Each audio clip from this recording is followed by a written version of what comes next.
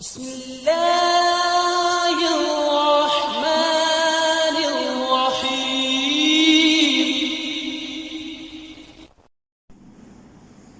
نحمده ونصلي على رسوله الكريم اما بعد عن ام المؤمنين عائشة رضي الله تعالى عنها قالت سئل النبي صلى الله عليه وسلم أي الأعمال أحب إلى الله قال ادومها وإن قل۔ صحیح بخاری کی یہ روایت ہے۔ حضرت عائشہ رضی اللہ تعالی عنہا بیان فرماتی ہیں، رسول اللہ صلی اللہ علیہ وسلم سے سوال کیا گیا، اے اللہ کے رسول صلی اللہ علیہ وسلم، آپ ہمیں بتلائیں کہ وہ کون سا ایسا عمل ہے جس کو اللہ رب العالمین پسند کرتے ہیں، یا جو اللہ کے نزدیک سب سے زیادہ محبوب ہے، وہ کون سا عمل ہے؟ آپ صلی اللہ علیہ وسلم نے ارشاد فرمایا، ادومها وان قل، ہر وہ نیک عمل جس کے اوپر ہمیشگی کی جاتی ہے، اگرچہ وہ تھوڑا ہی کیوں نہ ہو، اگرچہ اس کے کرنے کی تعداد یا مقدار جو ہے وہ تھوڑی ہی کیوں نہ ہو، لیکن اس میں ہمیشگی ہو۔ یہ نہ ہو کہ 2-4 دن کرنے کے بعد انسان اس عمل کو چھوڑ دے، ایسا نہیں، بلکہ انسان جو ہے ہر روز یومیہ طور پر اور ہمیشہ جو ہے وہ اس عمل کے اوپر انسان پابندی کرے، جیسا کہ صحیح بخاری کی روایت ہے، حدیث قدسی ہے۔ نبی صلی اللہ علیہ وسلم نے ارشاد فرمایا، اللہ رب العالمین ارشاد فرماتے ہیں، میرا بندہ جو ہے وہ جب اس چیز کو ادا کرتا رہتا ہے جو میں نے اپنے بندے کے اوپر فرض قرار دی ہیں تو وہ میرے قریب ہو جاتا ہے، لیکن میرا بندہ جو ہے وہ ہمیشہ نفل پڑھتا ہے، یعنی فرائض کو ادا کرنے کے بعد وہ نفلی نماز کا بھی اہتمام کرتا ہے، تو گویا جب وہ نفلی نماز کا اہتمام کرتا ہے تو وہ یقیناً اللہ کا محبوب بن جاتا ہے۔ اسی طرح ہی آپ صلی اللہ علیہ وسلم نے ارشاد فرمایا، یا ایھا الناس خذوا من الاعمال ما تطیقون، اے لوگو وہ اعمال کرو جن کے کرنے کی تمہارے اندر طاقت ہے، جن کے کرنے کی تمہارے اندر استطاعت ہے، تم آسانی سے کر سکتے ہو، کیونکہ فإن اللہ لا یمل حتی تملوا، اللہ رب العالمین اکتاتا نہیں ہے حتیٰ کہ تم تھک جاتے ہو، تمہارے اندر اکتاہٹ پیدا ہو جاتی ہے۔ وَإِنَّ أَحَبَّ الْأَعْمَالِ إِلَى اللَّهِ مَا دَاوَمَ عَلَيْهِ صَاحِبُهُ وَإِنْ قَلَّ۔ اور اس کے بعد آپ صلی اللہ علیہ وسلم نے ارشاد فرمایا، اللہ کو سب سے زیادہ جو پسندیدہ اعمال ہیں وہ ہیں جس کے اوپر انسان ہمیشگی کرتا ہے، اگرچہ وہ تھوڑے ہی کیوں نہ ہو۔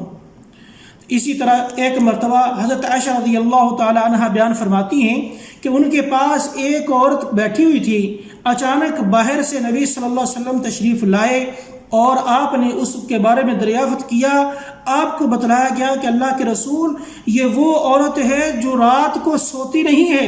نماز پڑھتی رہتی ہے۔ آپ صلی اللہ علیہ وسلم نے اس کے بات سننے کے بعد جواب یہ دیا، علیکم من الاعمال ما تطیقون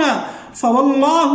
کہ تمہارے اوپر وہی اعمال ہیں ضروری، یا وہی اعمال تمہارے اوپر لاگو کیے گئے ہیں جن کی تم استطاعت رکھتے ہو، کیونکہ اللہ رب العالمین جو ہے لا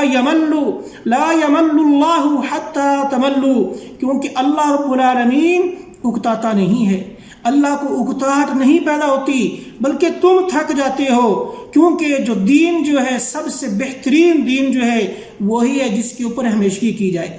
میرا بیان کرنے کا مقصد یہی ہے، جو 3-4 حدیثیں میں نے آپ کے سامنے بیان کی ہیں، اس کا مطلب یہ ہے کہ رمضان المبارک ابھی ہم سے کچھ ہی دن پہلے جدا ہوا ہے، ہم نے اس کو الوداع کہا ہے، تو رمضان المبارک کے اندر جس طرح ہم بڑی خشوع خضوع کے ساتھ اور بڑی پیار اور محبت کے ساتھ ہم عبادت کرتے تھے، بڑے شوق کے ساتھ ہم ہر طرح کی عبادت کرتے تھے، مثلا رات کو تراویح کا اہتمام کرنا اور قرآن مجید کی تلاوت کرنا، اور اسی طرح دیگر جو نیک اعمال ہیں، صدقہ خیرات میں ہم بڑھ چڑھ کر حصہ لیتے تھے، تو اب ان کا تعلق میرے بھائی صرف رمضان المبارک میں نہیں ہے، بلکہ وہی اعمال ہمیں پورا سال کرتے رہنا چاہیے، کیونکہ رمضان المبارک کا مہینہ جو ہے یہ انسان کے لیے ایک درس گاہ ہے، ایک ٹریننگ کے طور پر ہے کہ انسان رمضان المبارک میں زیادہ سے زیادہ نیک اعمال کرتا ہے اور اعمال کرنے کی کوشش کرتا ہے۔ تو اس کا مطلب یہ نہیں کہ جیسے ہی رمضان المبارک الوداع ہوا تو ہم سب کچھ وہ بھول جائیں، نہیں میرے بھائی، ایسا نہیں ہے، کیونکہ اللہ رب العالمین کو وہی اعمال پسند ہیں جن اعمال کے اوپر ہمیشگی کی جائے۔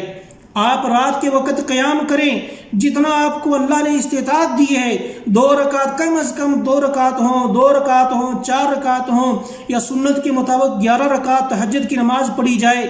تو آپ اس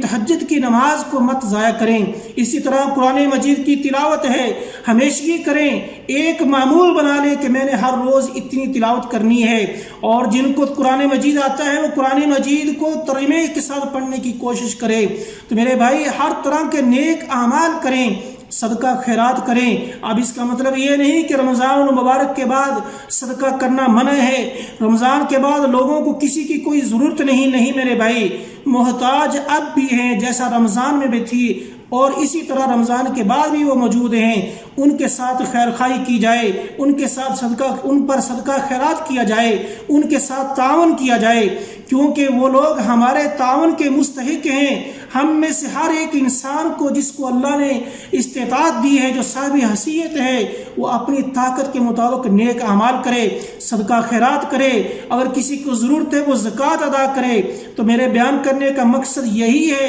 کہ ہمیں رمضان کے بعد نیک اعمال ترک نہیں کرنا چاہیے، بلکہ ان کے اوپر ہمیشگی کرنی چاہیے، پورا سال وہ نیک اعمال کرتے رہنا چاہیے، ان کو بند نہیں کرنا چاہیے۔ اللہ رب العالمین سے دعا ہے کہ اللہ تعالیٰ ہمیں ایسے اعمال کرنے کی توفیق عطا فرمائے جو ہمیشگی والے ہوں، جو ہم سے کمی کوتاہی